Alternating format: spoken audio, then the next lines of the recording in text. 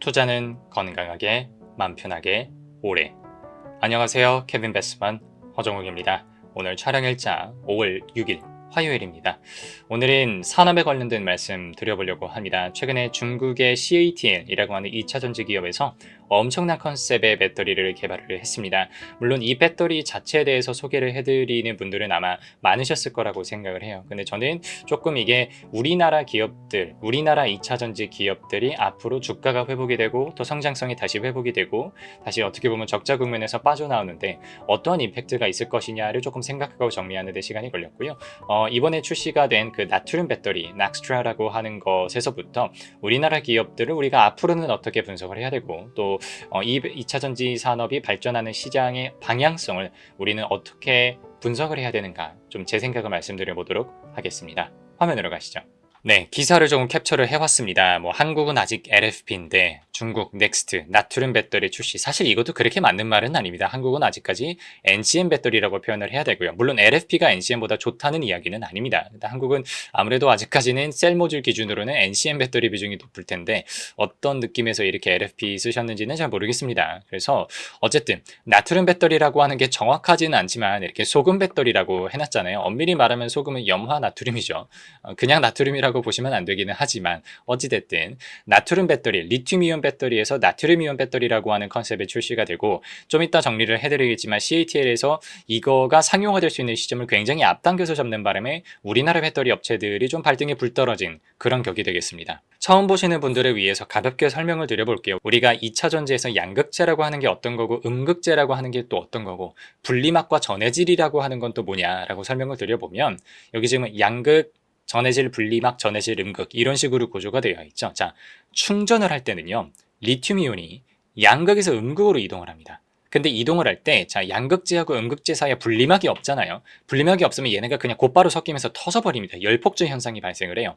그래서 분리막을 통해서 정말 리터럴리 분리를 해준다는 거고요.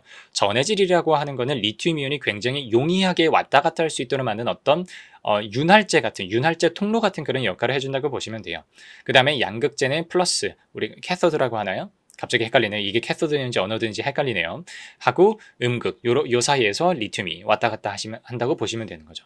방전이라고 하는 거는 우리가 에너지를 쓰는 거죠. 배터리에서. 그거는 음극재 쪽에서 양극 쪽으로 리튬이온이 이동을 하면서 에너지가 방출이 된다 이렇게 이해를 해주시면 될 것 같아요. 그래서 원래는 우리가 리튬이온 배터리라고 하는 거에서 양극재의 성격에 따라서 우리가 두 가지 계열을 좀 가지고 있었어요.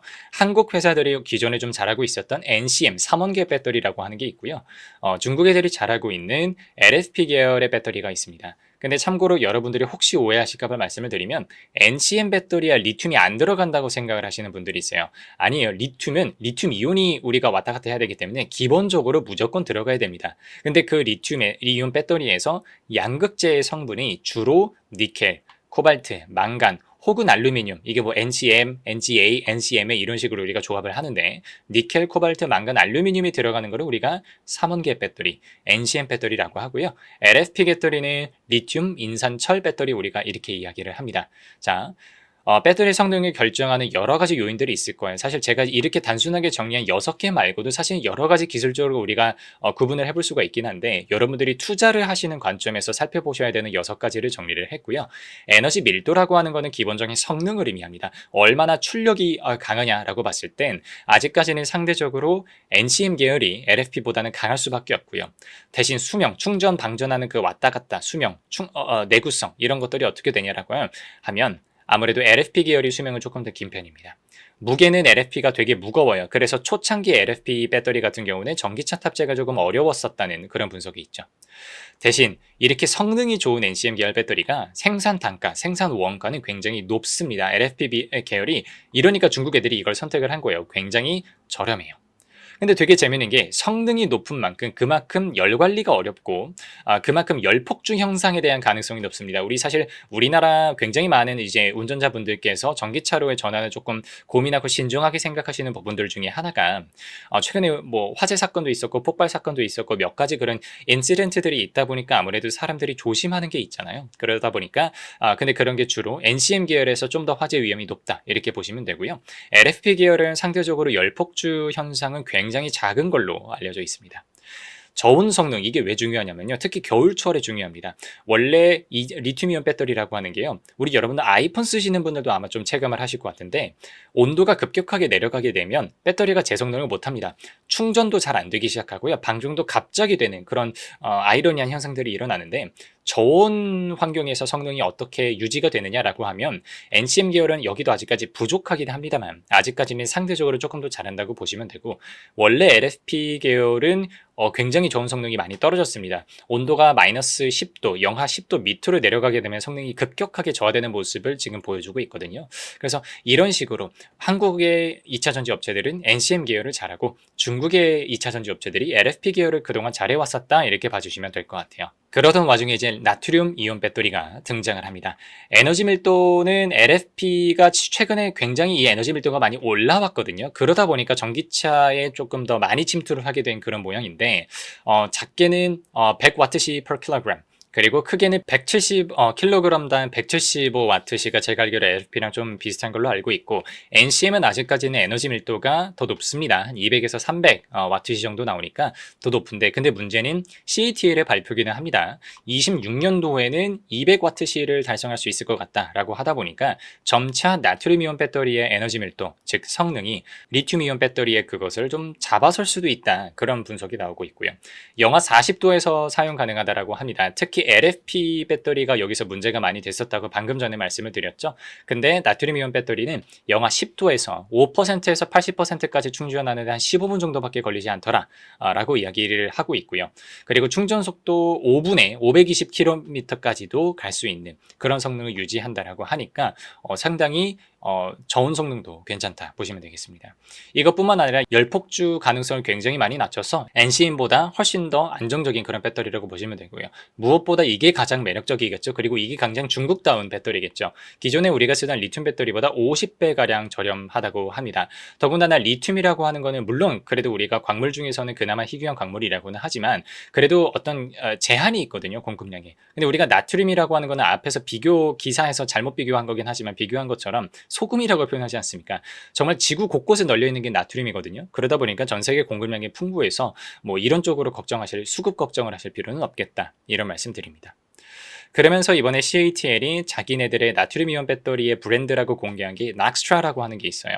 올해 12월부터 양산에 들어간다고 합니다. 저는 이게 굉장히 충격적이었어요. 어떻게 보면 나트륨 배터리가 리튬이온 배터리의 약간 차세대 모델이라고 친다면 이게 그래도 제가 아무리 수업 시간에서는 이거 2차 전지 어차피 화학 산업입니다. 그렇게 기술적으로 막 특별하지 않아요. 라고 말씀드렸다고 해도 그래도 차세대 배터리를 위해서는 기술에 대한 개발도 좀 필요했었을 것 같고 그리고 양산 기술과 양산 공정에 대한 기술도 필요할 것 같은데 이게 바로 올해 연말부터 양산에 들어간다라고 하니까 2차 전지의 판도가 좀 빠르게 바뀌겠구나 라는 생각이 좀 들었고요. 양산이 되자마자 67개 이상 전기차 모델이 탑재가 될 거라고 하고 그리고 저는 좀 놀랐던 게 찾아보니까 우리나라 그러면 배터리 3사는 나트륨이온 배터리 얼마나 준비가 되어 있느냐 찾아보니까 국내 기업들은 가장 빠른 기업이 상용화 가능한 게 2030년 정도 로 보고 있더라고요. 그러니까 대충 이렇게 되면은 중국의 기업들이 나트륨 배터리에 있어서는 좀 기술적으로 한 5년 정도 앞서 있는 거 아닌가라고도 우리가 생각을 해볼 수가 있어요. 물론 이게 기술적인 격차냐, 뭐 양산성에서의 격차냐 이런 것들을 우리가 조금 판단을 해봐야 되겠지만 어찌됐든 중국이 2차 전지의 기술력에 있어서는 우리나라보다 확실히 많이 앞서기 시작했다라고 우리가 좀 우려해볼 만한 지점인 거죠. 저는 이렇게 생각을 합니다. 우리나라 기업들이 제가 NCM 배터리를 위주로 한다라고 말씀을 드렸지만서도 최근에 여러분들이 뉴스를 좀 찾아보시다 보면 우리나라 업체들 뭐 LG 에너지 솔루션이 됐든 삼성 SDI가 됐든 SK온이 됐든 이 기업들이 LFP 배터리를 개발을 한다 뭐 이런 뉴스들이 많이 나왔을 거예요. 그게 왜 그러냐면 삼원계 배터리는 니켈, 코발트, 망간이 들어가잖아요. 얘네들이 그렇게 구하기가 쉬운 광물들이 아닙니다. 특히 코발트 같은 경우는 우리가 뭐 희귀 광물까지라고 표현하지는 않지만 굉장히 비싸요. 그러다 보니까 우리가 삼원계를 섞을 때 정말 옛날에는 6대 2대 2, 6둘둘 배터리라고 했어요. 니켈 6, 코발트 2, 망간 2 이렇게 넣었었는데 이게 코발트가 비싸다 보니까 811 배터리로 바꿨습니다. 그래도 중국 애들한테 가격 경쟁력이 안 되기 시작하니까 9 반반, 0.5, 0.5 이렇게 넣는 걸 하다가 그래도 안 되니까 뒤늦게 우리나라 기업들이 LFP 배터리 개발 그리고 양산에 들어갔던, 어떻게 보면 이게 그렇게 기분이 좋지만은 않은 그런 소식이거든요. 그래서 우리나라 기업들의 LFP 관련해서 좀 정리를 해드려 보면 가장 적극적으로 임하고 있는 회사는 LG 에너지 솔루션인 것 같아요. 23년도부터 ESS용, 여기는 그렇게 어렵진 않습니다. ESS용 LFP는 이미 생산에 들어갔고요. 올해 하반기 정도서부터 전기차용 LFP 생산이 들어갈 것 같습니다. 삼성 SDI 같은 경우는 ESS용 LFP 배터리를 26년도부터 양산할 거라고 하고요. SKO는 전기차용 LFP를 26년도부터 양산에 들어가려고 하고 있습니다. 그래서 이런 거예요. 사실 우리나라가 기술의 한국, 그리고 원가 경쟁력의 중국, 이렇게 표현을 했었습니다. 아무래도 우리나라는 NCM 배터리가 좀 비싸긴 하지만 그래도 성능 차원에서 봤을 때는 LFP보다 훨씬 더 좋았기 때문에 그런 약간 프리미엄화된 배터리를 우리나라가 주로 만들었고, 중국 애들이 약간 싼마이 버전 있죠. 그런 쪽으로 만들었었다가 중국 애들이 LFP 배터리의 성능을 계속해서 개선을 하다 보니까, 특히 전기차 산업 안에서 말씀을 드려보면 전기차에 탑재가 되기 LFP도 그렇게 나쁘지 않은 선택이 되면서, 그러다 보니까 원가 경쟁력이 훨씬 더 저렴했다라고 하는 그 부분이 부각되기 시작한 거거든요. 그래서 우리나라 업체들이 전기차용 배터리 시장에서 뭐 CATL이라든가 BYD라든가 뭐 CALB라고 하는 기업도 있고 그런 기업들한테 밀렸던 거거든요. 그러면서 굉장히 슬프게 LFP 개발까지도 이어졌던 거고, 그래서 어떻게 보면 기술의 한국이 원가의 중국을 못 따라가는 상황이었다가 이번에 나트륨이온 배터리가 정말 CATL에서 말한 대로 올해 연말부터 정말 양산이 들어간다라고 하면 기술도 원가도 중국이 되는 거 아니냐라는 그런 생각을 해볼 수도 있는 것 같아서, 이게 저는 원래 어떻게 생각을 했냐면, 그래, 우리가 지금 2차전지 캐즘 구간에 들어와 있지, 이게 지나가면 아마 뭐 저는 2차전지를 갖고 있지 않지만 많은 투자자 여러분들께서 2차전지 캐즘이 지나가면서 우리가 알고 있는 2차전지 관련된 기업들, 뭐 양극재 기업들도 포함해서요, 이런 기업들의 주가가 반등을 주는 거를 좀 기대하고 계셨을 거란 생각이 드는데, 갑자기 중국에서 나트륨 배터리라고 하는 차세대 기술, 차세대 모델이 등장함으로써 야, 이거 앞으로 캐즘이 지나가더라도 그 캐즘으로부터 회복하는 그 부가가치, 그 회복세를 우리나라 업체들이 가져가는 게 아니라 중국 업체들이 가져가는 거 아니야? 하는 그런 느낌도 좀 들었습니다. 그런 우려가 좀 들었고요. 물론 우리가 뭐 트럼프 관세 또 이런 이야기 하기 시작하면 우리나라가 미국 쪽에서, 북미 시장에서 기회가 있겠지만 그래도 중국 시장이 전기차 그리고 2차전지 쪽으로는 굉장히 크거든요. 그런 관점에서 우리나라 업체들을 좀 응원하지 않을 수 없는 그런 상황이 되지 않았나 생각을 해보게 됩니다. 오늘은 2차전지 인더스트리에서 CATL, 중국의 CATL이 발표했던 나트륨 이온 배터리를 가지고 좀 말씀을 드려봤고요. 가볍게 기술적인 정리를 드렸고, 우리가 산업 구조 그리고 경쟁 판도에 있어서 이 배터리의 출시가 우리나라 배터리 3사들에게 어떤 의의를 가지는지 제 생각을 나눠봤습니다. 제 생각이 틀릴 수도 있습니다. 제가 산업 애널리스트는 아니기 때문에 이 산업에 대해서 더 구체적으로 잘 아시는 분들은 댓글 통해서 알려주시면 저도 배우고 여러분들께서 함께 공부해보시는 그런 기회가 되지 않을까 싶습니다. 오늘 영상은 여기까지 하겠습니다. 감사합니다.